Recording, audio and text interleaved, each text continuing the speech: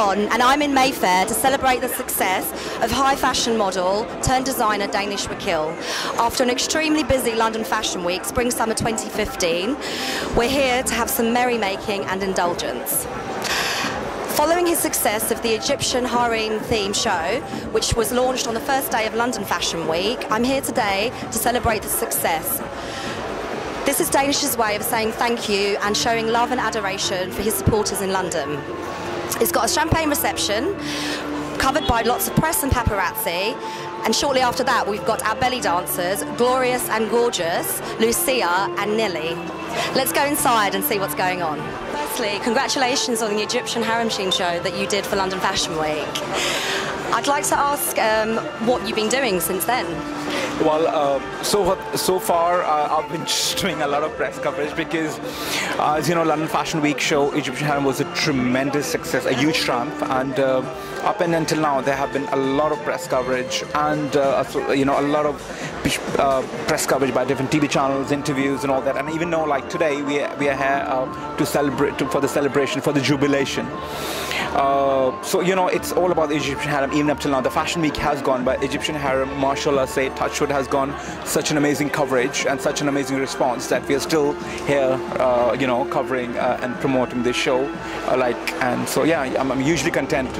And for those that weren't lucky enough to be there and see your show, can you tell us a little bit about what inspired you? It was gorgeous, but what inspired you to do the Egyptian theme? Well, Egyptian, I've always loved the opulence and extravagance of the Egyptians, and you know, the Queen Nefertiti and the Cleopatra has always been the central of my inspiration. I mean, that was something which was in my mind for a long time, and I wanted to do something for that. And I actually visited Egypt for the collection. Not for the collection, but prior to, I visited Egypt for a few days. Research and stuff. Most of the research has been done in the British Museum, but then I also visited Egypt for a couple of days just to see, you know, just to sort of, so there's no room for an impediment, which was great. And yeah, so high fashion model turned designer, what inspired you to be a designer?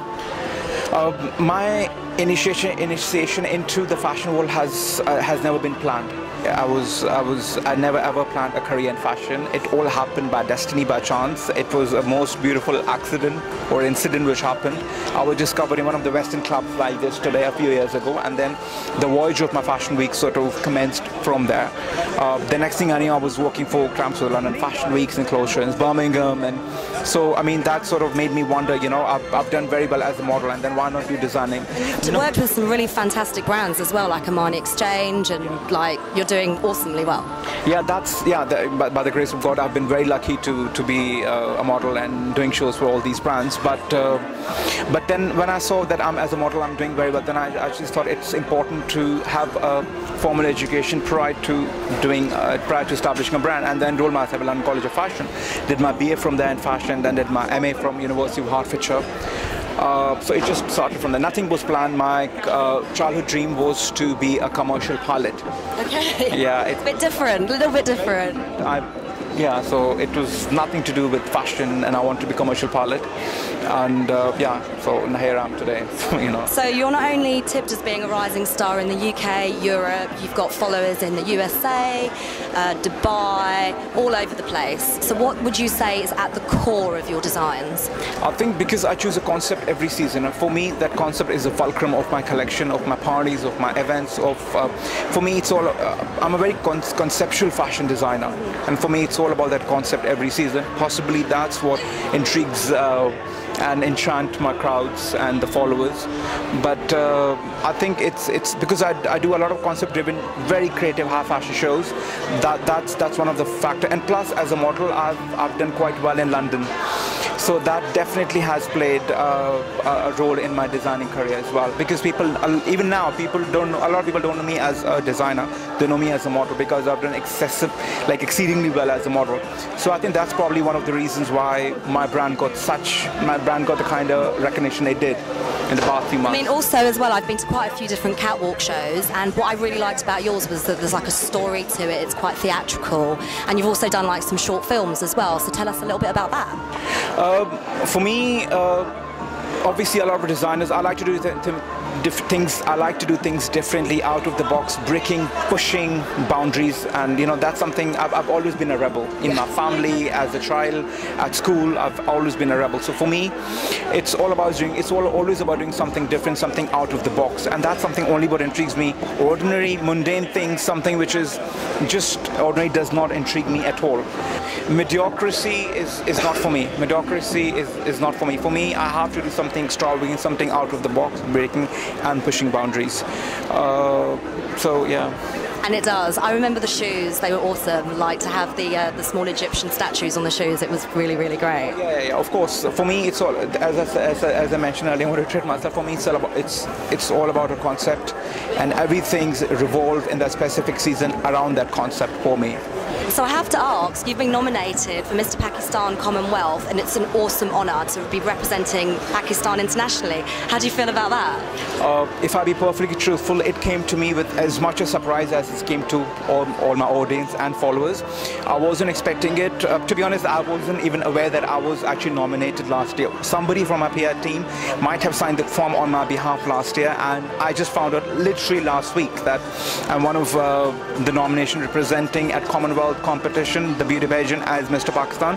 It's a huge honor for me to represent my country on such a prestigious platform, and yeah,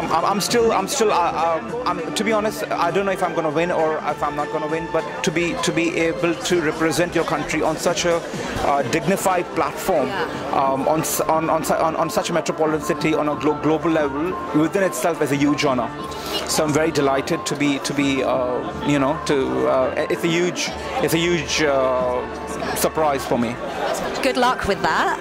And so for your avid fans out there, any hints and tips on what you're working on now, what's coming up next? Even though we know you're like busy, Mr. Pakistan, I mean, you've got things to do for that. But anything out there that you want to share? Yes, there are a lot of endeavors I've planned for early next year. Next year is going to be, for me, each successive season is better than the previous season.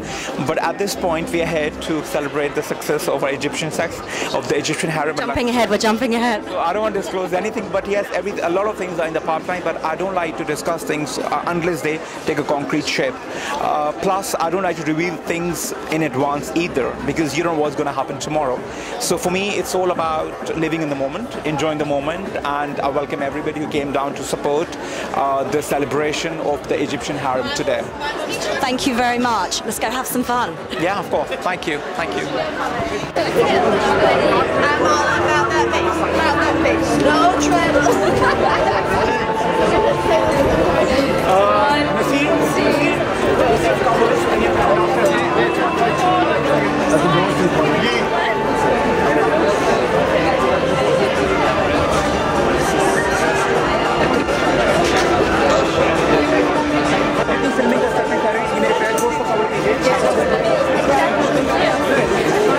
Where's Zoe?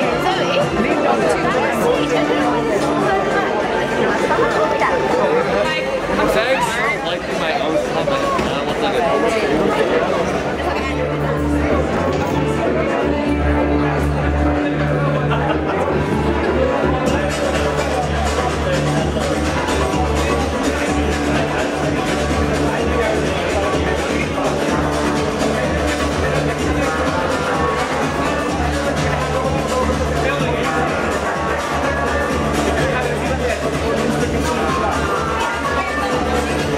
वहाँ पे आप जाके cover करेंगे तो सारी audience देखेगी ना बैठेगी।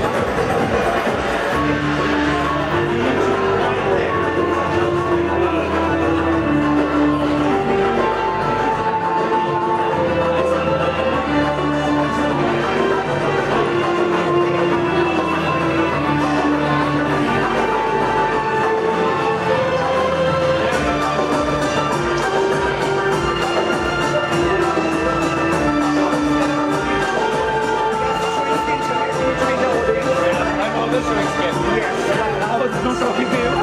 Lean down a little bit and go straight to the phone there. I will see the camera.